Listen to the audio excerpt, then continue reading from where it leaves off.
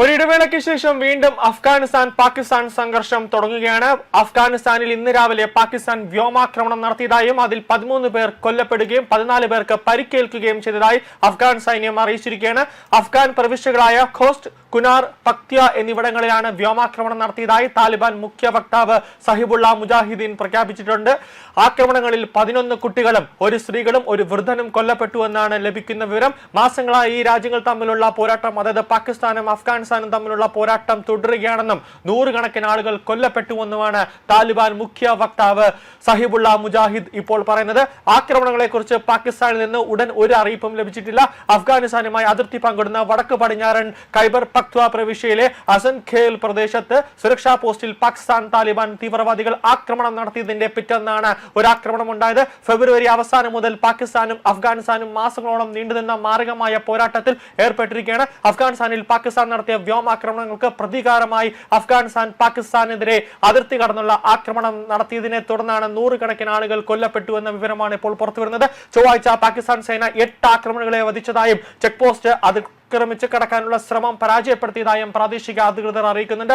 ആഭ്യന്തരമന്ത്രി മുഹസീൻ നഖ്വി പിന്നീട് പേഷവാരിൽ മരിച്ച ഉദ്യോഗസ്ഥർക്ക് വേണ്ടിയുള്ള ശവസംസ്കാര പ്രാർത്ഥനകളിൽ പങ്കെടുത്തതായും മന്ത്രാലയം അറിയിക്കുന്നുണ്ട്. മരിച്ചവർക്ക് ആദരാഞ്ജലി അർപ്പിക്കുകയും അവരുടെ കുടുംബാംഗങ്ങൾക്ക് അനുശോചനം രേഖപ്പെടുത്തുകയും ചെയ്തിട്ടുണ്ടെന്നാണ് നഖ്വി ഇപ്പോൾ പറയുന്നത്. കൂടാതെ അവരുടെ ത്യാഗങ്ങൾ മറക്കില്ല എന്ന് അദ്ദേഹം പറയുന്നു. തീവ്രവാദത്തിനെതിരായ പോരാട്ടത്തിൽ പാകിസ്ഥാൻ ഒറ്റക്കെട്ടായി തുടരുമെന്നും സമാധാനത്തിനും സുരക്ഷയ്ക്കും ഭീഷണിയായി ഗ്രൂപ്പുകൾക്കെതിരായ പ്രവർത്തനങ്ങൾക്ക് ശക്തമായ ഒരു നടപടി ഉണ്ടാകുമെന്ന് അദ്ദേഹം പറയുന്നു. ഫെബ്രുവരി അവസാനം മുതൽ പാകിസ്ഥാനും അഫ്ഗാനിസ്ഥാനും മാരകമായ പോരാട്ടത്തിൽ ഏർപ്പെട്ടിട്ടുണ്ട്. അഫ്ഗാനിസ്ഥാനുള്ളിൽ പാകിസ്ഥാൻ നടത്തിയ വ്യോമാക്രമണങ്ങൾക്ക് പ്രതികാരമായി അഫ്ഗാനിസ്ഥാൻ പാകിസ്ഥാനെതിരെ അതിർത്തി കടന്നുള്ള ആക്രമണമാണ് നടത്തിയത്. ഫെബ്രുവരിയിൽ പാകിസ്ഥാൻ തങ്ങളുടെ അഫ്ഗാനിസ്ഥാനുമായി തുറന്ന യുദ്ധത്തിലാണെന്ന് പ്രഖ്യാപിക്കുകയുണ്ടായി. പാകിസ്ഥാനിൽ സിവിലിയന്മാർക്കും സുരക്ഷാ സേനയ്ക്കും നേരെയുള്ള തീവ്രവാദ ആക്രമണങ്ങൾ വർദ്ധിച്ചതിനെ തുടർന്ന് മാർച്ചിൽ കാബൂളിലെ ഒരു മയക്കുമരുന്ന് ചികിത്സാ കേന്ദ്രത്തിൽ പാകിസ്ഥാൻ നടത്തിയ മാരകമായ വ്യോമാക്രമണത്തിൽ 400-ലധികം പേർ കൊല്ലപ്പെട്ടുവെന്നാണ് അഫ്ഗാനിസ്ഥാൻ പറയുന്നത്.